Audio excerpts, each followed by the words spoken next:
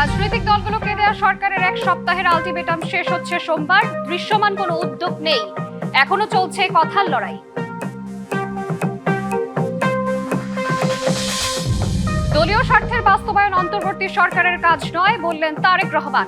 দেশ বিশৃঙ্খল হলে ফিরে আসার সুযোগ পাবে পলাতক ফ্যাসিবাদী শক্তি।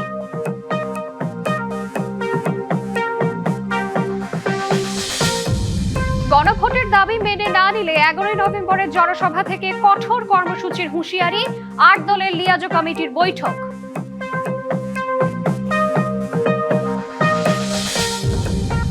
বাংলাদেশের সঙ্গে উত্তেজনাপূর্ণ সম্পর্ক চায় না ভারত বললেন দেশটির প্রতিরক্ষা মন্ত্রী। কথা বলার সময় মনোযোগী হতে প্রধান উপদেষ্টাকে আহ্বান। কাল থেকে সব সরকারি প্রাথমিকে কর্মবিরতির ঘোষণা। শাহবাগে শিক্ষকদের কর্মসূচিতে পুলিশের বাধা। জলকামান লাঠিচার্জে আহত শতাধিক। মঞ্জুরুল ইসলামকে নিয়ে এবার বিস্ফোরক মন্তব্য সাবেক অধিনায়ক রুমানার। সুষ্ঠু ও নিরপেক্ষ তদন্তের দাবি খালেদ মাহমুদ সুজনের। স্বাগত ডিবিসি সংবাদে। দেখছিলেন নাসির সিনটেক্স অ্যালুমিনিয়াম সংবাদ শিরোনাম। এবার জানাবো খবরের বিস্তারিত। সাথে আছি আমি সুমাইয়া আফরিন শ্রাবন্তী। জুলাই সনদ বাস্তবায়ন ও গণভোট প্রসঙ্গে রাজনৈতিক দলগুলোর দূরত্ব কমার এখন পর্যন্ত কোনো লক্ষণ নেই। ঐক্যে পৌঁছাতে অন্তর্বর্তী সরকারের 7 দিনের আলটিমেটাম শেষ হচ্ছে আগামী সোমবার। এখনো আলোচনায় বসতে পারেনি দলগুলো। 9টি দল বৈঠক করলেও জামায়াতের ডাকে সাড়া দেয়নি বিএনপি। এমন অবস্থায় গণভোট আয়োজনে আগে জনগণের ম্যান্ডেট নিয়ে সংসদে আসার তাগিদ দলটির। জামায়াতের দাবিকে জবরদস্তিও বলছে অন্যান্য দল। সরকারের পক্ষ থেকে তাড়া দিয়ে আবারও বলা হয়েছে ঐক্য না হলে সিদ্ধান্ত নিয়ে নেওয়া হবে। জাতীয় সনদ 2025-এ স্বাক্ষর করছেন professor doctor Mohammad Yunus. NCP ও কয়েকটি বাম ঘরানার দল ছাড়া ঘটা করেই জুলাই সনদে সই করেছে বিএনপি, জামায়াত সহ বিভিন্ন রাজনৈতিক দল। এখন অপেক্ষা সনদ বাস্তবায়নের, কিন্তু এরই মধ্যে এর পদ্ধতি এবং গণভোট কবে হবে এসব নিয়ে দেখা দিয়েছে বিরোধ। গত সোমবার প্রধান উপদেষ্টা ডক্টর মোহাম্মদ ইউনূসের সভাপতিত্বে উপদেষ্টা পরিষদের জরুরি সভার পর রাজনৈতিক দলগুলোকে একমত হতে 1 সপ্তাহ সময় বেঁধে দেওয়া হয়। আগামী 1 সপ্তাহের মধ্যে সরকারকে ঐক্যবদ্ধ দিক নির্দেশনা প্রদান করার আহ্বান জানানো হয়। এই সময় যখন শেষ হতে চলছে তখনও বিএনপি, জামায়াত সহ দলগুলো যৌথ আলোচনায় বসেনি, উল্টো জড়িয়েছে বাহাসে। সংযোজন হবে ভবিষ্যতের রাজনীতি। এমন অবস্থায় শনিবার রাজধানীর একটি হোটেলে জনতার ইশতেহার বিষয়ে আলোচনায় অংশ নেন বিভিন্ন রাজনৈতিক দল ও সুশীল সমাজের প্রতিনিধিরা। প্রযুক্তিবিদ নির্ভর একটি নির্বাচনী। বক্তাদের কেউ কেউ অভিযোগ করেন গণভোট নিয়ে জামায়াতের দাবি জবরদস্তিমূলক। বিচার সংস্কারের ব্যাপারে যেমন কমিটেড, একই সাথে একটা ডেমোক্রেটিক ট্রানজিশনের জন্য সেই জায়গাটা আমাদের জন্য খুব গুরুত্বপূর্ণ। যদি কোনোভাবে নির্বাচন যদি প্রশ্নবিদ্ধ হয়, পিছিয়ে যায়, ঝুঁকির মধ্যে পড়বে, বাংলাদেশ তার ইতিহাসের মধ্যে সবচেয়ে বড় বিপর্যয়ের মধ্যে পড়বে। জামায়াত বলছে জবরদস্তি নয়, অভ্যুত্থানের আকাঙ্ক্ষা ধারণ করেই জুলাই সনদ বাস্তবায়নে নির্বাচনের আগেই গণভোট চান তারা। আকাঙ্ক্ষাটা তো চাপিয়ে দেওয়ার বিষয় নয়। জুলাই যোদ্ধাদের যে আত্মহুতি বা আত্মত্যাগ, তার প্রতি সম্মান, শ্রদ্ধা, মর্যাদার স্বীকৃতি সব মিলে অভিপ্রায়, সবচাইতে বড় অভিপ্রায় হচ্ছে আগামীর বাংলাদেশ কেমন হবে। একটি সুন্দর বাংলাদেশ আমরা চাই, নতুন বাংলাদেশ চাই।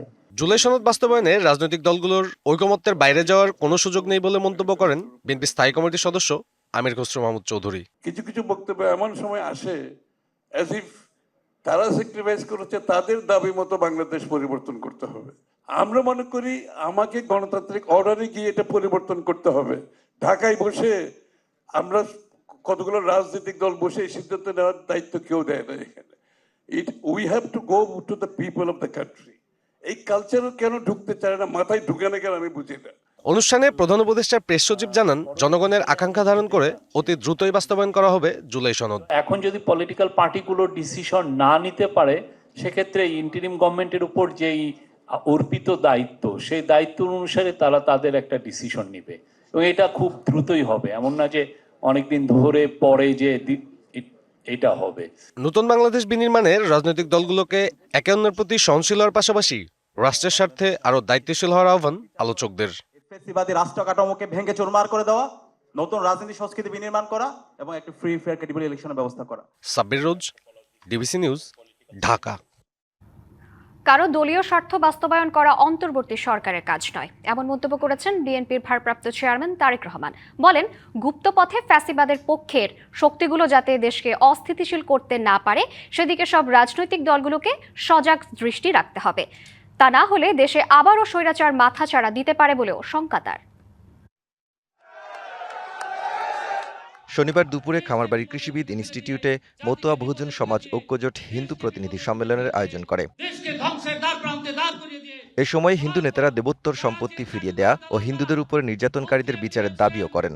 সারা বাংলাদেশে যখন একের পর এক হিন্দু নির্যাতন হচ্ছিল, কোনোদিন তো সংসদে গিয়ে একটা কথা বলেনি। সম্মেলনে যোগ দিয়ে বিএনপি মহাসচিব অতীত তিক্ততা ভুলে অসাম্প্রদায়িক প্রগতিশীল বাংলাদেশ গড়তে আহ্বান জানান। আমরা বাংলাদেশকে সেইভাবেই একটা গড়ে তুলতে চাই, এখানে সকল ধর্মের সকল গোত্রের মানুষের সমান মর্যাদা থাকে।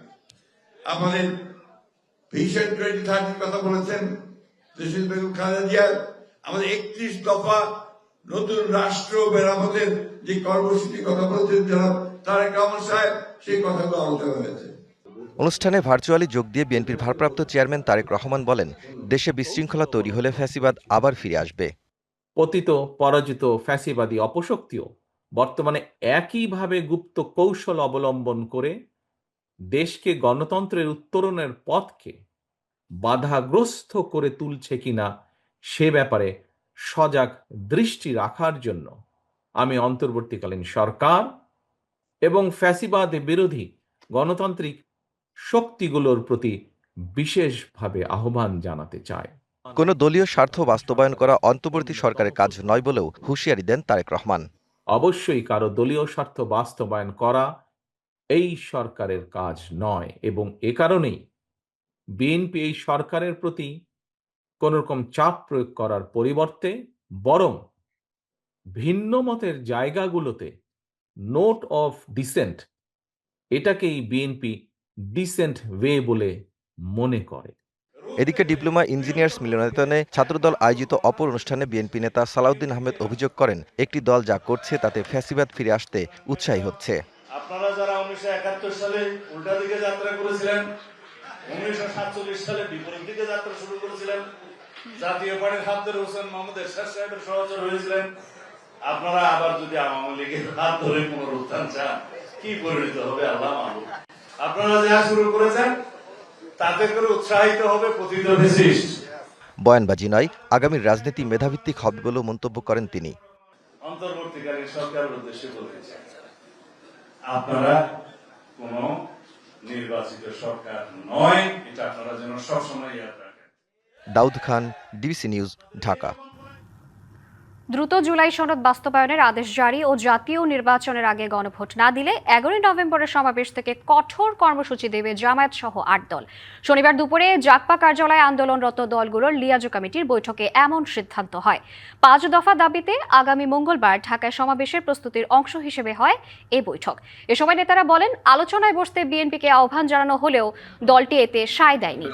বিএনপি কালক্ষেপণ করে গণভোটকে জাতীয় নির্বাচনের দিন নেয়ার চেষ্টা করছে বলেও অভিযোগ করেন নেতারা। আগামী জাতীয় নির্বাচনে উভয় কক্ষে উচ্চ কক্ষে পিআর পদ্ধতি চালু, অবাধ, সুষ্ঠু ও গ্রহণযোগ্য নির্বাচনের জন্য লেভেল প্লেইং ফিল্ড নিশ্চিত করা, বিগত সরকারের সব জুলুম, নির্যাতন, গণহত্যা ও দুর্নীতির বিচার দৃশ্যমান করা এবং জাতীয় পার্টি ও 14 দলের কার্যক্রম নিষিদ্ধ করার দাবি জানিয়ে আসছে 8টি ধর্মভিত্তিক দল।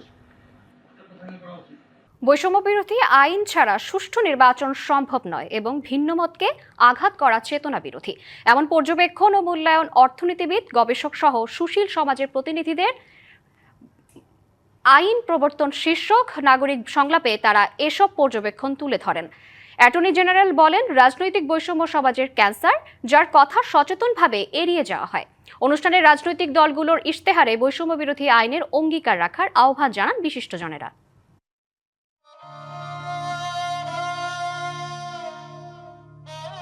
মৌলিক অধিকার যেমন নেই, তেমনি নেই আইনি অধিকার।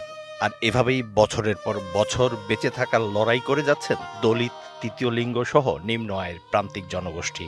পরিসংখ্যানের হিসেবে তাদের সংখ্যাটা 18 লাখ হলেও নগরবিদদের মতে এই সংখ্যা আরও অনেক বেশি।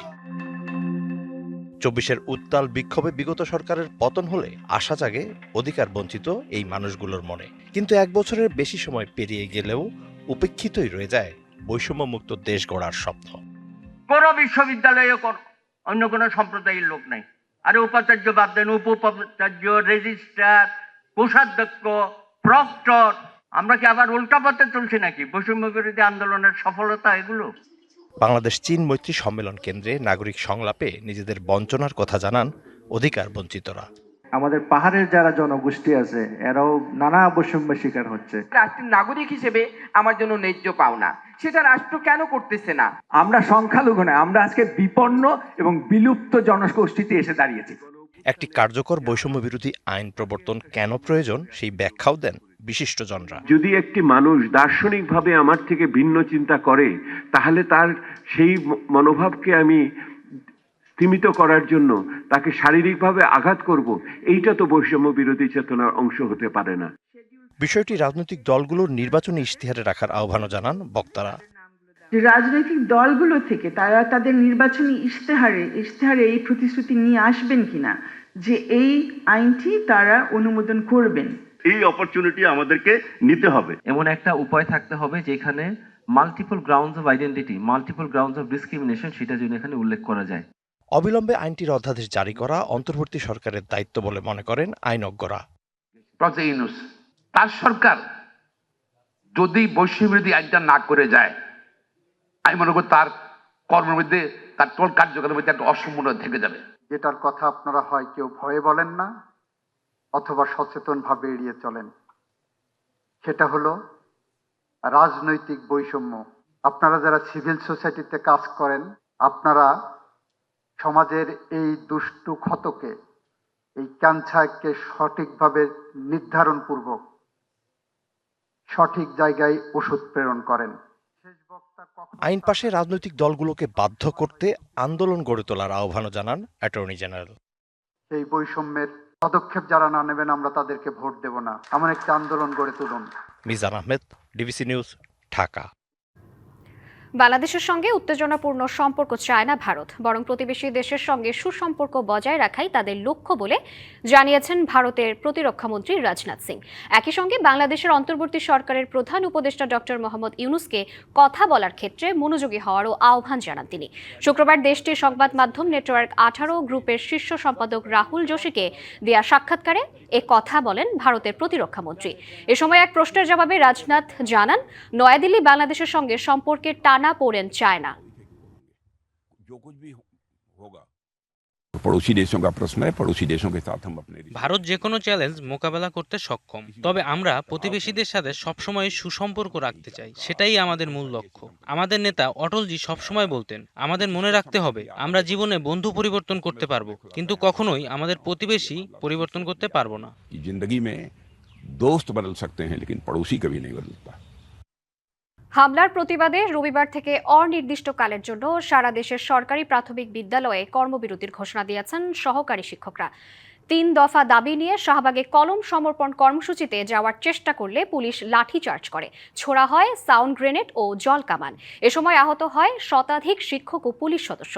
শিক্ষকদের অভিযোগ, বিনা উস্কানিতে চালানো হয় হামলা। আন্দোলনের জন্য লেখাপড়া বিঘ্নিত হলে কঠোর ব্যবস্থার হুঁশিয়ারি দিয়েছেন প্রাথমিক ও গণশিক্ষা উপদেষ্টা।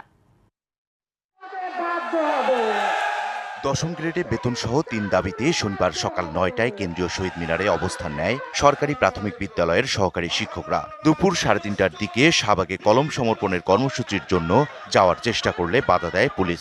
ব্যারিকেড ভাঙার চেষ্টা করলে লাঠিচার্জ করে পুলিশ, ছোড়া হয় সাউন্ড গ্রেনেড ও জল কামান। এ সময় শিক্ষক ও পুলিশ সহ আহত হন বেশ কয়েকজন। শিক্ষকদের দাবি, তাদের শান্তিপূর্ণ আন্দোলনে অতর্কিত হামলা করেছে পুলিশ। শান্তিপূর্ণভাবে আমরা আন্দোলন সংগ্রাম করছি। আজকে আমাদের এখানে কোনো রকম কোনো কিছু না, সকল অফিস আদালত বন্ধ, আমরা শুধু অবস্থান করব। এর মধ্যে আমাদের শিক্ষকদেরকে ধরে নিয়ে গেছে, সাউন্ড গ্রেনেড মেরেছে, টিয়ার গ্যাস মেরেছে, জল কামান দিয়ে পানি নিক্ষেপ করেছে। আমার অনেক শিক্ষক ভাইরা ইতিমধ্যে হসপিটালে আছেন।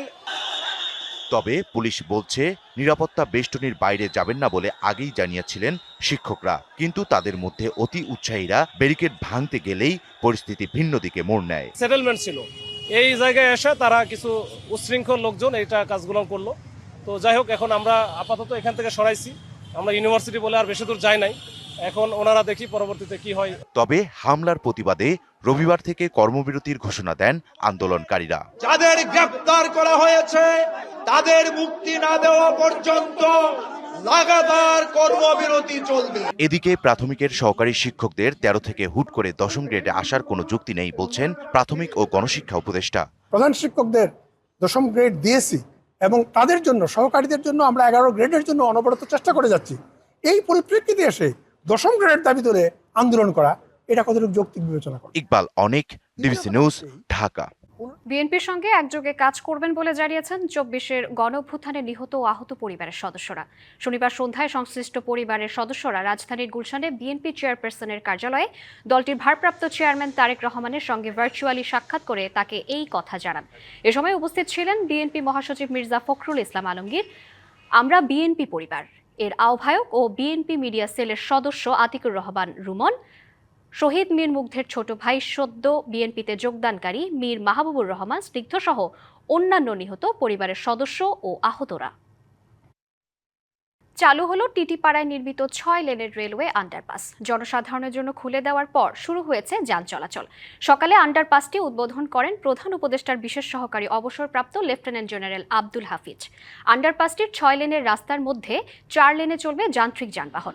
এর মধ্য দিয়ে 5 মিটার উচ্চতার গাড়ি নির্বিঘ্নে চলাচল করতে পারবে। আর দুই পাশে রিকশা, সাইকেলের আলাদা লেনের পাশাপাশি পথচারীদের জন্য রাখা হয়েছে ফুটপাত। ফলে মানুষের দীর্ঘদিনের চরম দুর্ভোগ আর ট্রেন এলেই রেল ক্রসিংয়ে 2 ঘন্টার সময় নষ্টের অবসান হলো। মতিঝিলের সঙ্গে মুগদা, মান্ডা, মানিকনগর ও সবুজবাগ এলাকার সংযোগ সড়কে ট্রেনের সিগন্যালে ঘন্টার পর ঘন্টা আটকে থাকতে হবে না আর। তবে কমলাপুরে মেট্রো রেলের স্টেশনের নির্মাণ কাজ শেষ না হওয়া পর্যন্ত এই আন্ডারপাসের শতভাগ সুফল পেতে সময় লাগবে বলে মনে করছেন সাধারণ মানুষ। 2 বছর ধরে তো দুর্ভোগ পাইছি, এখন তো অনেক সুবিধা হইলো। ট্রেন লাইনও উপর দিয়ে যেতেছে বাধাহীন, এখন মানুষের চলাচলও অনেক ভালো। এই আন্ডারপাস রাস্তা হওয়াতে মানিকনগর, মুগদা, মান্ডা এই এলাকার হাজার হাজার লোক 10 মিনিটের ভিতরে আপনার মতিঝিলে অফিস পাড়ায় ঢুকে যেতে পারছে। সারা বাংলাদেশের জন্য এটাও একটা মডেল। এই যে এত সুন্দর একটা ব্যবস্থা হয়েছে।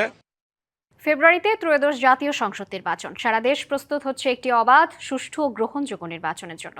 কি ভাবছেন সাধারণ মানুষ থেকে শুরু করে আগামীর জনপ্রতিনিধিরা, সে কথা জানাতে ডিবিসি নিউজের ইলেকশন এক্সপ্রেস ছুটে যাচ্ছে সব সংসদীয় আসনে। আজ সারাদিন ছিল সংসদীয় আসন 103, 104, সাতক্ষীরা 1 ও খুলনা 6। স্বাগত জানাচ্ছি সিএসআরএম ডিবিসি ইলেকশন এক্সপ্রেসে। আজ সারাদিন থাকবো খুলনা 6 এবং বাগেরহাট 1 আসন। আমার সঙ্গে মতো যুক্ত আছেন খুলনা 6 আসনের ইসলামী আন্দোলন বাংলাদেশ থেকে মনোনীত প্রার্থী। আমরা মনে করি এই আসনে আমাদের জন্য কোনো চ্যালেঞ্জ নাই, কোনো ঝুঁকি নাই, কারণ এই আসনের অধিকাংশ মানুষ, এই আসনের 80% থেকে 70% লোক ইসলাম প্রিয়, মানবতা প্রিয়, বাস্তব প্রিয়। তারা দেখেছে এ পর্যন্ত বিএনপি শাসন আমলে তারা কি করেছে। রাষ্ট্রীয় ক্ষমতায় আমরা যে গেলে এখানে এদের যে বেকার ছেলে মেয়েরা, তাদের চাকরির ব্যবস্থা করতে হবে। জামাতকে এখানে কোনো চ্যালেঞ্জ মনে করছি না, এবং আমি মনে করি না জামাতের সাথে আমাদের কোনো তুমুল প্রতিদ্বন্দ্বিতা হবে। জামাত আমাদের পাশে নির্বাচনী বৈতরণী পার করতে পারবে, এটা আমি আসলে মনে করছি না। ইতিমধ্যে তারা, আমরা যা দেখছি, তারা ভেঙে পড়েছে আমি প্রার্থী হওয়ার পরে। অতীতে যারা এই অঞ্চল শাসন করেছে, অতীতে যারা এই অঞ্চলের শাসনভার যাদের উপরে ছিল, তারা এই অঞ্চলের মানুষের সাথে তারা প্রতারণা করেছে। তারা এই অঞ্চলকে একটা লুটপাটের কেন্দ্র হিসাবে পরিণত করেছে। এই অঞ্চলের মানুষ আমাদেরকে দারুণভাবে গ্রহণ করছে, সেই জন্যই আমরা আশাবাদী। এই এলাকায় হলো জামাতের একটা গণভিত্তি রয়েছে, সে কারণে জামাতের একটা প্রভাব তো আছেই। এছাড়াও যারা ব্যক্তি হিসাবে আমাকে চেনে, ভালো মানুষ হিসাবে যারা মনে করে, তারা আমাকে বেছে নিচ্ছে, আমার এটা মনে বলে। তালাকোদরায় ব্যাপকভাবে চাঁদাবাজি হয়, সন্ত্রাস হয়, এবং এখানে দখলদারিত্ব চলে, লুটপাট হয়। আমাদের মূল উদ্দেশ্য হলো আমরা জনগণকে অ্যাসুরেন্স দিচ্ছি, আর এটা আমার পরিকল্পনা সবচেয়ে অগ্রাধিকার প্রাপ্ত, যে আমরা জনগণকে শেল্টার দিতে চাই, নিরাপত্তা দিতে চাই। আমরা প্রায় অধিকাংশ পূজা মণ্ডপে গিয়ে তাদের পাশে দাঁড়িয়েছি, অভয় দিয়েছি, নির্ভয় দিয়েছি।